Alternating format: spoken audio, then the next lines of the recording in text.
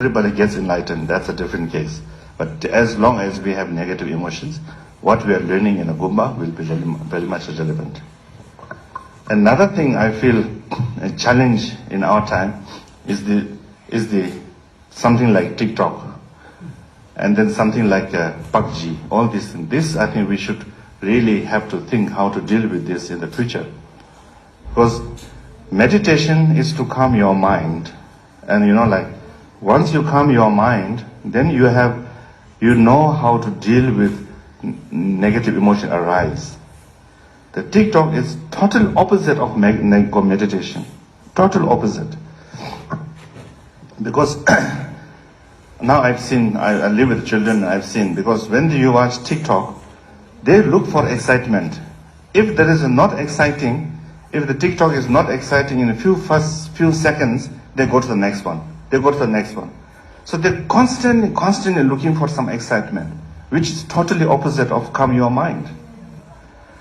So if average children lives 3 to 5 hours a day, opposite of demeditating, what kind of life they will be? This is a big challenge I feel for the future. Because now the children are looking constantly some kind of excitement. So this we have to keep in mind, all the teachers and all of us, even now elder people, we are getting addicted to social media. So this is a big challenge thing. And then the games, I think we should really try to avoid children playing any kind of video games because it's very addictive. I used to have one video game when I was young. That was a quite nice game. You are a fireman, people jumping from a burning building, and you have to save life. So that was a kind of nice game. But now everything is killing and shooting, And as long as there's no blood, they say it's safe. But still it's a shooting. If there's a blood, they say, nowadays they say it's not for the children. But as long as they don't put the blood, they say, children can use. So there are a lot of negative things in the world these days. There are some games which maybe Matthew doesn't know. We have to go in the game and then grab somebody's car and beat the driver and then drive the car, and there's a game like that. So this is teaching all the negative thing.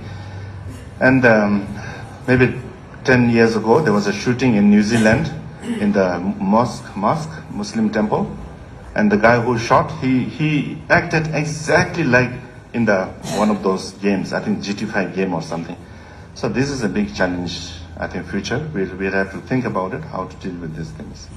So these are the challenges. And then one of the Matthew's friend, very famous teacher, Kevin, he passed away. The TED Talk. I think all the teachers should watch that. It's still the TED Talk. It's Kevin something. And one thing interesting he said is, if you really think these days in the schools, instead of we are educating the children, we are de-educating the children. So those things are very wise kind of advice. One thing I've seen, because when my son sort of grew up, he'd never used the word I. He always addressed to himself as a baby, or we used to call him Papa. He used to, Papa want to go, Papa want to eat. Since I start sending him to school, then he start using I. So you see, we are teaching them I. And from Dharma point of view, I is the cause of all the negative emotions, because of the I. You see? So sometimes we're sort of de-educating the children. So these things we have to think how to really, because now they are like the future. So children really learn from the book also, but example of the teachers. They learn from that also. So those things I think, I'm sure you already know, but I just felt like sharing with you. Another thing in front of a scientist is, if I share, that's my understanding of science, non-scientist understanding of science. Like Metula, when he went to West, did a lot of experiment with the scientists. So I went also maybe more than 20 years ago, not as a great meditator, but just kind of trip to America for free. So I went with Matthew, and I did also join the participate, and that's the beginning of this mind and life. So I'm sure there are a lot of deep understanding and all that, but there's one thing what I really found is very useful for us to understand is that our brain has different functions. In the front side of the brain, I'm this amateur science talk, so I cannot use all the terminology. The brain part of the front part of the brain is more of recent memories. Back side of the brain is more of the past memories. If you ask somebody, what were you doing like 10 years ago, something, the memory somehow, when you think, memory has to come from the back. They can see in the machine. If you ask, what did you do yesterday, or something like that, the memory is in the front side. And then the left side of the brain is more positive thinking, love, rejoice, kind of more active. Right side of the brain is more active when you're angry or agitated. And people in the war zone, their right side of the brain is more active. And this also makes sense because Buddha says we are supposed to sleep on the right side in order to overcome the negative emotions. So that's very much connected to science. So one thing what I'd like to share with you is that according to their research, is that we all have a kind of happiness or state of mind, kind of baseline, like a stock market, baseline. We all have. Some people has little bit high, some people have little bit low. I mean, among your friends, you will know, some people little bit cool. Even you go to a funky restaurant, he will say, oh, it's full. They always look at the positive side. Glass half full. Some friends, even you go to a nice restaurant, you say, oh, something is wrong, something is wrong. Always look at negative, the glass half empty. So this is normal. Everybody have their own kind of baseline. So what happens is, this baseline is there, but there's ups and downs. The high up, when you win a lottery ticket, $1 million or something, and then the happiness shoots up. The baseline is like normal people's kind of happiness standard. The baseline shoot up. Within 6 months, it comes down to the baseline. The baseline is always there. Love at a first sight, when boy and girl fell in love, it shoots up. After 6 months comes down. After marriage, sometimes goes below. That is a scientific fact, not my making it. So this goes up, and then sometime if your immediate family dies or something bad happens, goes down. Within 6 months comes up. So the baseline is always there. So by using the meditation technique, like meditating on love and compassion, or 4 boundaries love, meditating, the baseline goes up. The baseline goes up. And I think this is a very interesting, and that's also not very long, like 3 months, 6 months meditation, not like that.